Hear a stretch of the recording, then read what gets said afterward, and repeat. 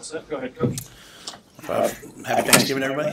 Just wanted to make sure I congratulated all the teams out there playing for the all the state championship games. Pretty cool to walk by, and we're out there in the practice field just now. I can hear them, and making the starting announcement. So congratulations to all those, young people, their families. It's quite an accomplishment. So with that, I'll get started. What does it mean having those games here? Enjoy hosting these games at Nebraska every year.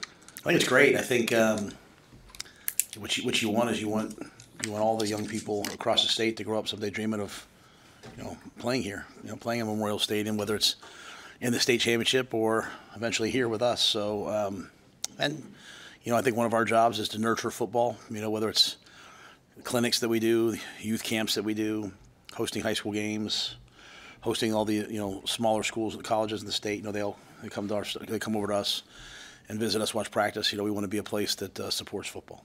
You're going to have a chance to have some kids who are in high school now who are a part of your practices next month. Is that the first time? I assume that's the first time for a bowl game you'll have ever experienced that. And what can that look like or mean?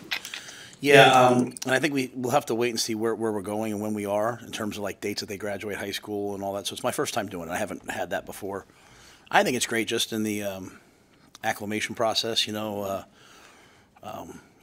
want guys to understand sort of the standards that we have in terms of everything from, being on time to how we practice. And I think them getting a chance to get here early and be a part of it would be great. If it turns out right with the timing of graduation and all that.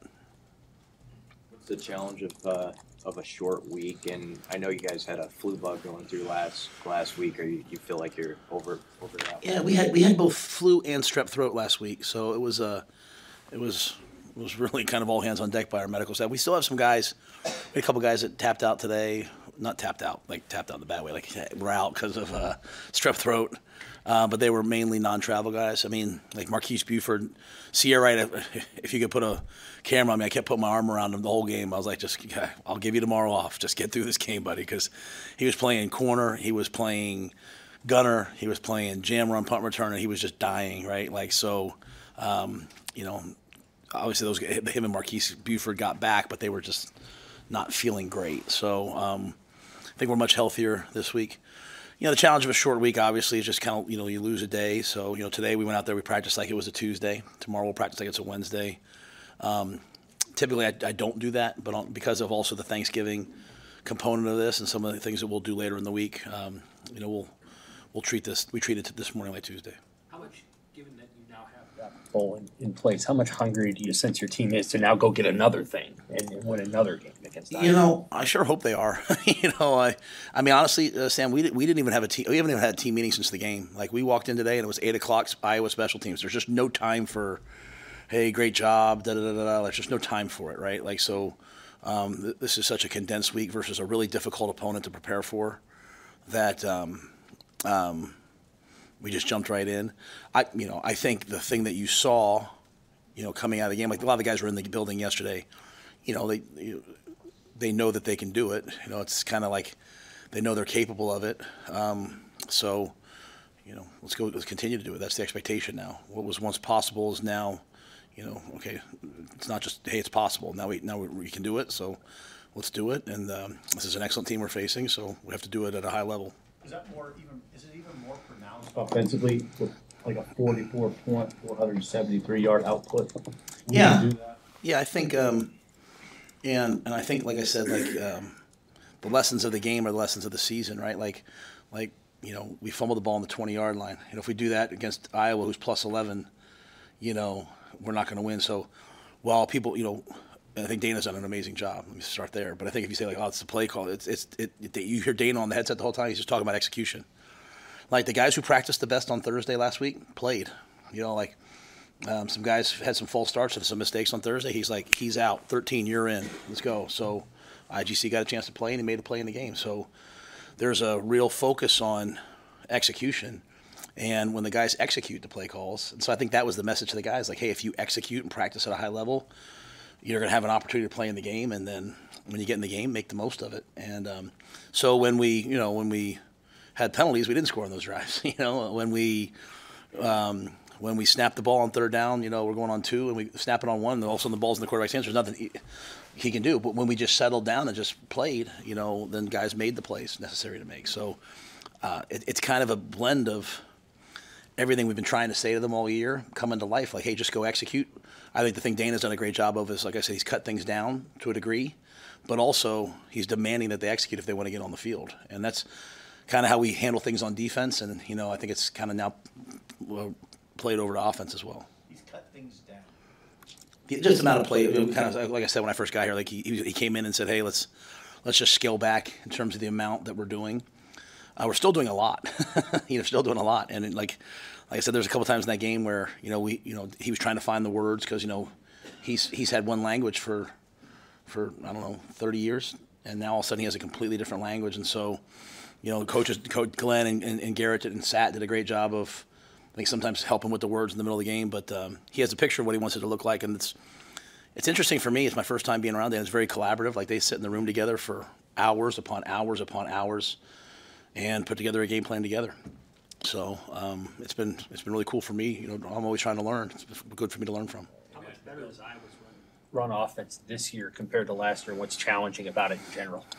Well, they've always been, to me, like when I first learned how to run outside zone, I go all the way back to learning from Rick Kaczynski, who I know coached here as well. He was a great D-line coach, but learning from him, learning from Coach Ferentz, that's how I first learned, the way that I've always taught the run game. So, they've always been the premier outside zone team, counter team in the country. I think Caleb Johnson's playing at an unbelievably high level. They've got a veteran offensive line. I think Coach Lester's brought in, they're doing a lot of what you see NFL teams doing. Like, they're running the ball to the open side, then checking it versus any 4-week threat to zap to the front side. So a lot of us who've been in the NFL, it's kind of what we know, and they're doing it really, really well. And I don't want to underestimate. This back is fantastic. He makes people miss, and he can burst and go the distance. They've kind of done it 2 different ways with Sullivan out there because he was a running threat. They were doing it one way. With McNamara out there, it was a little bit different, and I think that's the mark of great coaches. Whatever quarterback's been out there, they've been able to do it. To stay in the same scheme, but whatever fits that quarterback. And then now, as we're not sure who the quarterback is, they've kind of had a hybrid model in between. So I think they're doing a really, really, really good job, and they've run some people off the field just by running the football down their throat. Now the bowl game berth is secure, kind of building on what you're saying about being hungry, but do you just get the sense the guys are playing a little more free? And how was the attitude in terms of coming off a win? You've had coming off a win before. Was it any different today than it has been in the past after a win? Yeah, Sam said hungry. I didn't say that. I think our guys all.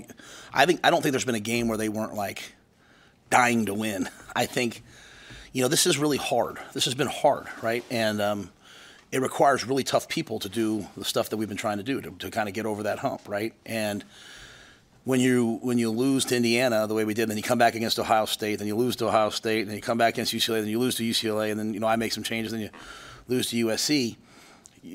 It's only reasonable that you would either lose your confidence or start to question things, right? Like, well, why are we working so hard if we're not getting the result that we want? And maybe we should be doing this. It's not like I sit there and say to the guys, hey, don't doubt, trust. It's only you guys asked me if this was big for me. I was like, yeah, this was big for me. This is I know I believe in what we do, but still, it's great to have some representation of, hey, it's working here for us right now. Even though you see it at practice, you like to see it in the game. So I've never doubted their effort, right? In fact, like last week, Dana and I were talking. He was like, sometimes, it's like times you feel like, maybe we're pressing a little bit too much, just trying to do too much. And I thought you saw a group on Saturday that was just pretty relaxed and pretty in the moment offensively. So I know how much the Iowa game means to our guys. We sat there last year. I loved that group last year, and walking off the field after losing on the way we lost, right? We pick the ball off, we get a holding call, we throw a pick. They just kind of run the clock out. Guy makes a great run, and then the field goal just gets over the goalpost. That's a credit to Coach Ferentz and the way he does things. But walking off the field, their players are waving at our guys. Have a good Christmas. That was painful. That was really painful. So I don't doubt that our guys will be ready, but their guys are going to be ready. None of it. It really just comes down to football, right? If we false start, we're probably not going to win. If we turn the ball over, we're not going to win. If we can win the turnover battle, we'll have a chance to win. And so if we can tackle, so I think it all comes down to the preparation. It's not all these other things, and that's a great thing about finally getting a bowl drought over with, because it's not these things. It's just like, make this play, make this kick. You know, John Hull. If John Hull doesn't do what he's done the last 2 months of getting better and better and better as a kicker, then we don't have, we have a different kicker and a different snapper than we did at the beginning of the year. And those guys have just gotten incrementally better to all of a sudden you get to a game like that. And if he's not making those field goals, the game's a lot different. So this week, to me, that's why, we didn't spend a lot of time talking about it. We came out and just got right back to work, because I know Iowa's they're going to be prepared. They're going to work, and we have to make sure we're in our fits on defense, and we have to make sure we're not continuing to give up we're giving up too many big plays passing right now, way too many.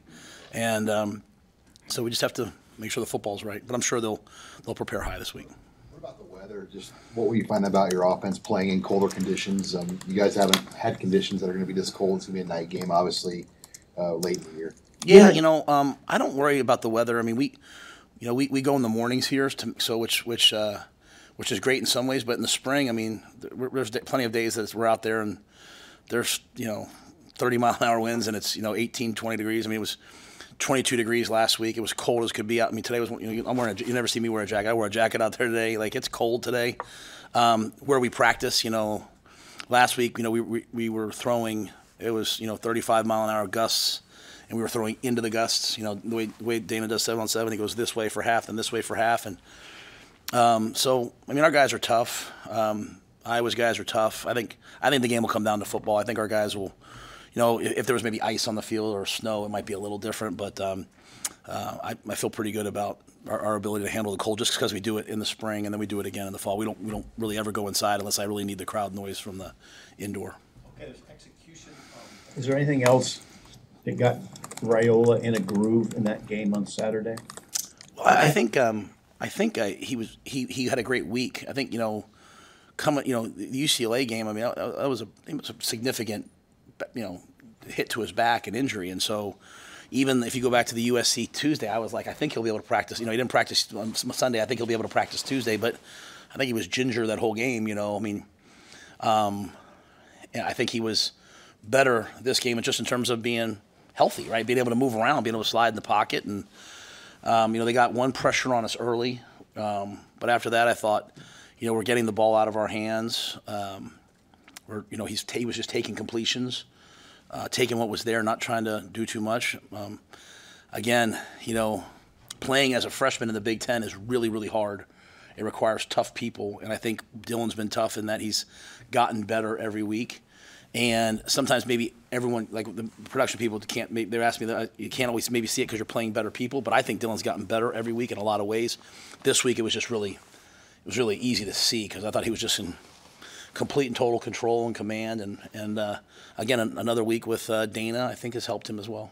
And that ability to get past the doubt that you talked about that the guys are naturally going to have, how important and how heavily did the seniors impact weigh or factor in the whole locker room not getting weighed down by that? Yeah, I think whether you doubt something's going to work or not, it really comes down to whether you go out and do the work or not. You know what I mean? So it's like, okay, I don't know if this is going to work, but I'm going to do it anyway, or I'm sure this is going to work, but I'm going to do it anyway. Like, it all comes down to, at the end of the day, your work output. Like, if you're going out there every day and you're working on the execution of a play, if you're working on the execution of a special teams, if you're working on your craft, I personally believe, like, I haven't had very many great players who played for me who haven't actually had this great period where they almost like quit football, or they like, I'm saying, like, everyone's career doesn't go like this. Like, you have to go through these ups and downs and hit this point where you're like, man, I'm not Matt Ioannidis, Hassan Reddick, all of them came in my office and said, man, I think I'm going to transfer, coach. I don't think I'm going to,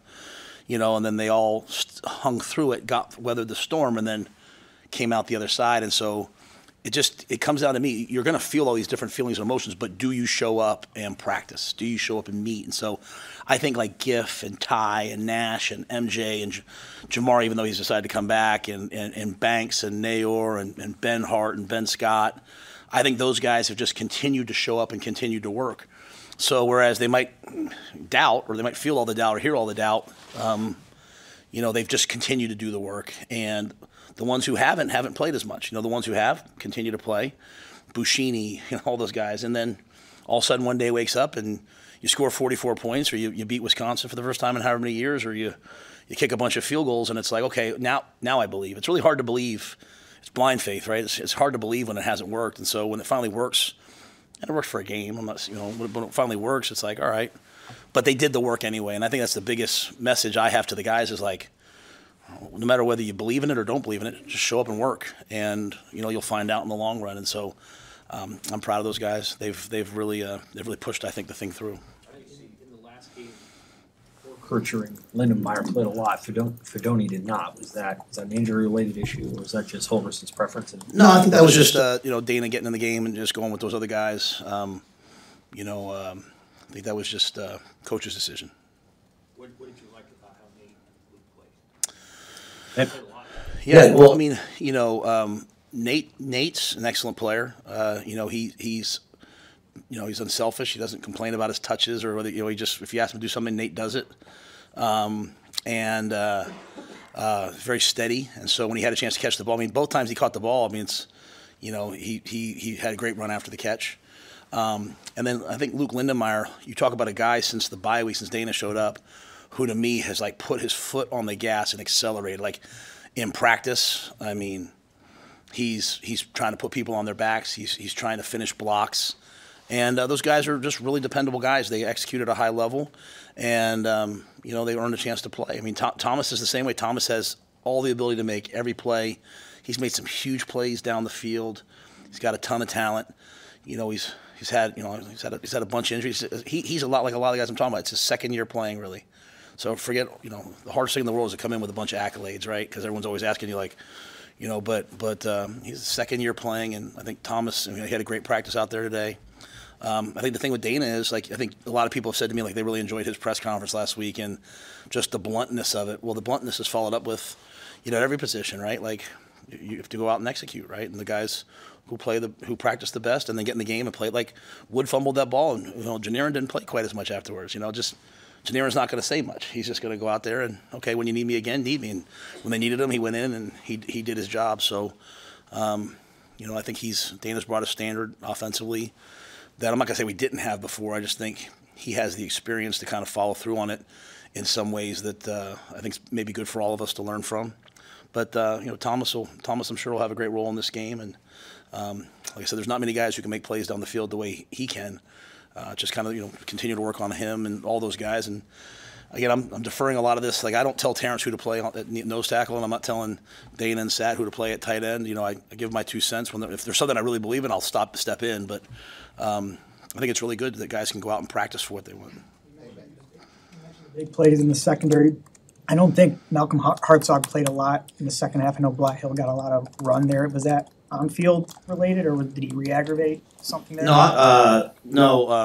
I'm not sure the rep count of Malcolm in the second half. I thought, kind of Marquise was down a little bit, so Malcolm was kind of moving to safety and corner. But I think all those guys were just there was nothing like in terms of like, hey, pull them out or anything like that. I just think we just kind of rotated the guys as we went through because some guys got banged up and guys weren't feeling great. But Malcolm's out there today. He's practicing well. He should be ready to go. Hey, Coach. Coach, I'm sorry, guys. you mentioned Tommy Hill last week shut down for the year. Is there anybody else that's moved on or not with your shutdown the rest of the season? You guys asked me about Malachi the other day. Malachi, came in and I hope it's. I just didn't want to talk about that on Thursday, right? I thought there was more important time of the game, but yeah, Malachi came in, let us know he was going to go in the portal. So obviously, wish him the best. Great young man, local guy. Had some really big moments for us last year. Was redshirting and developing, and I think what we're going to this year, I think we're going to probably end up with between 30 and 50 guys in the portal. Just with the roster and all things that are going to have to happen. So. Wish Malachi. I can't say anything but great things about Malachi, and obviously he's not one that I wanted to go in the portal, but I really don't want any of them to go in the portal. I want them all to stay here and develop. It's just the new world we're in. It's going to be different. So, in terms of anyone else, I mean, everyone's kind of practicing with us. I mean, Tommy's the one that we just kind of shut down, and you know, Mike is fighting through his shoulder. He's done a great job of battling through that shoulder that kind of limits him a little bit. Everyone else is kind of battling. Marquise Buford, like I said, battled through the sickness last week. So I think everyone else is up and healthy and ready to go. The door open for Turner to potentially come back and play in the bowl game. Is that still trending in the right way? Yeah, Turner's still not practicing yet. Like, he's still out there. Turner's still out there doing the pit and rehab, and they're doing some on-field stuff with us. So once we get to bowl practice, you know, I'm assuming Turner would be ready to go. I'm assuming Peters, you know, Jake Peters, the young center, would be ready to practice some. So the bowl practice is going to be big for us for some of those guys who've been injured all year that are coming off of it. But yeah, Turner's still probably a couple weeks away. I don't want to overdo it on Holgerson, but is there anything, you haven't worked with him before, is there anything else you've learned just working with him, about the way he goes about things, anything? Yeah, you know, he's just methodical. You know, it's like, you know, I always knew when we played my first year at Baylor, we were probably the worst team in the world.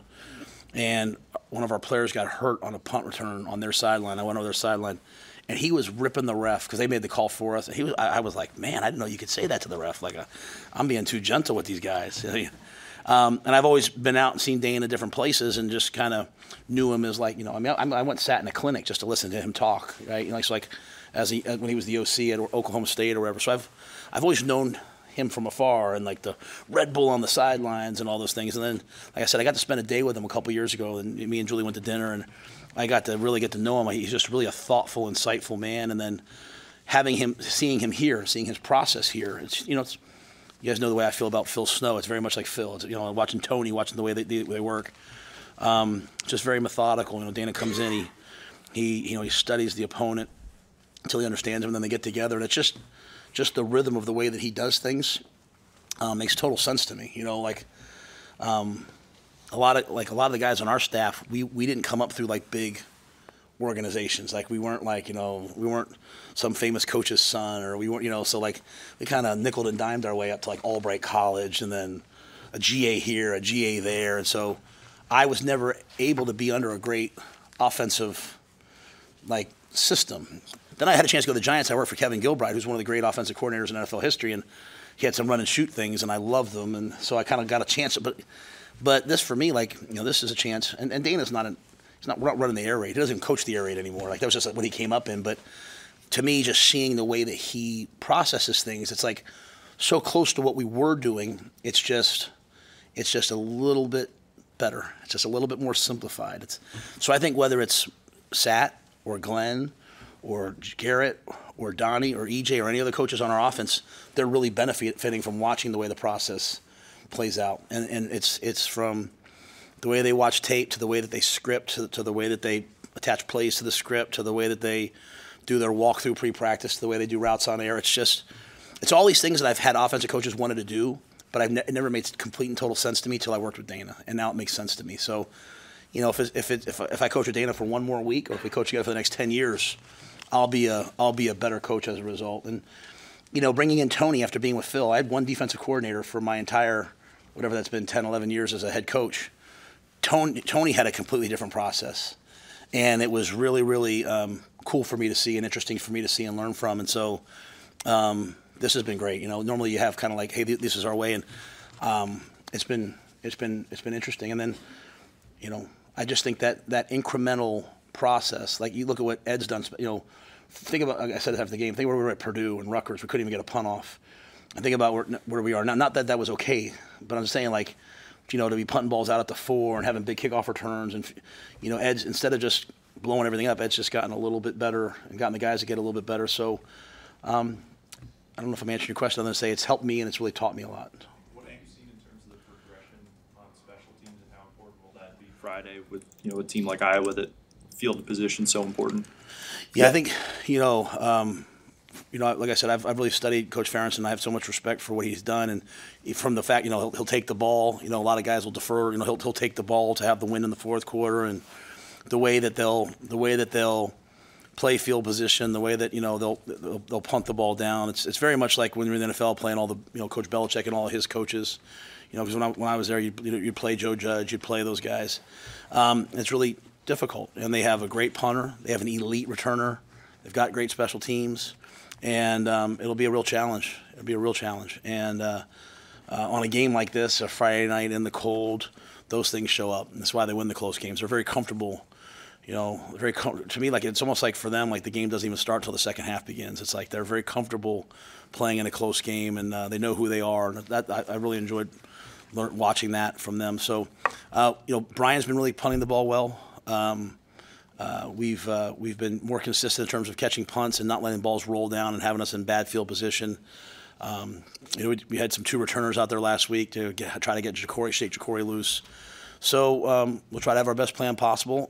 My only thing to the coaches is like, hey, do whatever you guys want. Just make sure it's something we can execute. Let's not go out there and try to solve the world with a pencil. Let's let our guys go out and execute. And so, you know, whether it's Carter Nelson running down a kickoff and tackle him at the 20, you know, hopefully we can make some plays versus probably the premier special teams unit in the Big Ten. Just to be clear, are you 100% outside practice team? 100%? Yeah. Are you always outside? I mean, if there was a day where if I can't stand the cold, I might say, hey, let's go inside. Like, and there's been some times, like I said, like the week of was it Ohio State, or maybe Ohio State. I put the offense in that week, or UCLA, because I wanted them to have blistering crowd noise because it's so loud in the Hawks. But in general, when the grass fields are workable, we never go inside. They might be inside a little bit for like individual drills, so we don't cut up the grass. But like our team periods are all outside. I'm not, you know, as you guys know, I'm not a huge fan of turf. There's some turf companies, you know. We had Hellas Turf when I was at Baylor, and I liked their turf, so I'd go out a little more. But we're outside as, you know, 95% of the time we're doing something.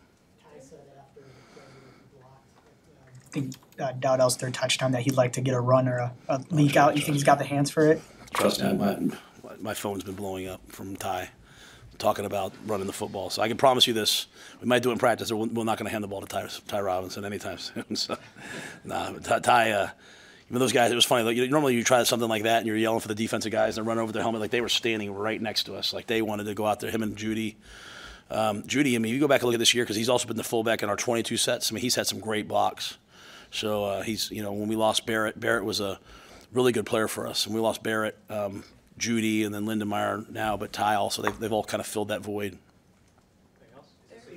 It's all Big Ten time, voting, things like that. Feel free to talk about anybody you like, but I would curious if you brag a little bit on Ty. There's 18 teams in the league. There's 1 million defensive linemen. But how good of a season do you feel like he's had within the context of your team? Yeah, Ty. Well, I mean, we're one of the better defenses in the Big Ten, right? And we're certainly one of the better run defenses in the Big Ten. And Ty's been dominant. Yeah, I think he had 6, 7. I don't know how many sacks. 6 sacks. Is that what it is? I saw on the board before the game it said he had 6 sacks before the game. As I was standing out there looking at so I don't know if he had one in the last game or not. But Ty, you know, Ty's been absolutely dominant, and he should be up for every accolade. He's someone that people should draft really high next year because he's the total package. I mean, he's as good a football player as there is. He's really athletic. He could bulk up. He could slim down. He can play 3 downs in the NFL, which means he should be first team All Big Ten here. He's on his way to going to medical school. When he's done, he's going to be a doctor. And his girlfriend Bryce is twice as cool as he is. I mean, he's the real deal. He's one of the best players I've seen in the Big Ten this year. And I watch all the tape crossover, and there's a lot of great ones. You know, we're getting ready to play against 94 from Iowa. I put him right there, right up there. There's a lot of really good ones. But yeah, Ty's been dominant. There was an interaction post game between one of Fickle's police detail and Donnie. Do you know what happened there? I came in this morning. They were showing me the video, so I don't want to speculate without knowing. Obviously Donnie went to Wisconsin, so I don't know if there was some history there with somebody or something. But when I asked Donnie about it, he was like, no big deal. So things happen after games. People are emotional, but he seemed to kind of brush it off. So it was kind of mayhem out there, trying to get off the field. So, yeah, I don't know much else other than that. Thanks, guys.